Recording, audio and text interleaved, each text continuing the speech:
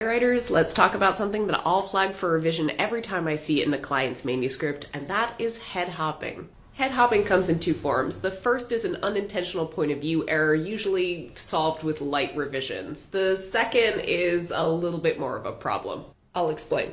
The first kind, a point of view error, happens when the POV character is able to accidentally pick up on something that they never should be able to know. Often this is just a phrasing problem. So the POV character is having a fight with his mother, and in the process he says, "Oh, my mother's thinking this right now." Depending on the POV character's typical voice, if it's phrased as a fact and not as an assumption or a conclusion, it's going to sound like he's just telepathically slipped into her mind. Hence, head hopping. The narrative is jumping from what the POV character could conceivably know into another character's head and telling the reader what they know, then jumping back into the POV character's head again. These kinds of accidental slips happen all the time. We just need to get rid of them in our writing because they tend to break immersion, they're a logic flaw, and they can interrupt the connection that the reader has with the point of view character. The second kind of head hopping is a bigger problem. Usually we see it when a writer's writing in first or third limited, which are the two most common points of view. They hop back and forth between characters' heads intentionally, paragraph by paragraph. So Julie walks into the throne room, she looks at the Elf King, she thinks to herself like, man, he looks really intimidating. Boom, paragraph switch. Elf King looks back at Julie and thinks, what a puny, tiny little human.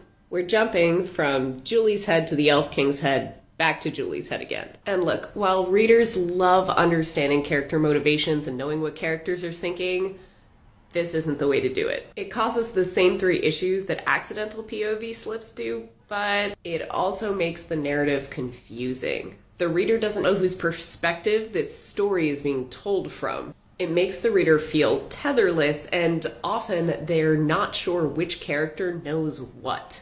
Head hopping will start to cause problems with narration, exposition, internalization. It interrupts the connection between the reader and the character because we're just being told what's in everybody's head instead of getting to know that character and sink into that POV. And it makes it very difficult for us as writers to withhold information from the reader, which is an important part of storytelling. Got any more questions about head hopping, what it is, or how to correct it? Hit me up in the comments. I'd love to answer them for you, and like and follow for more.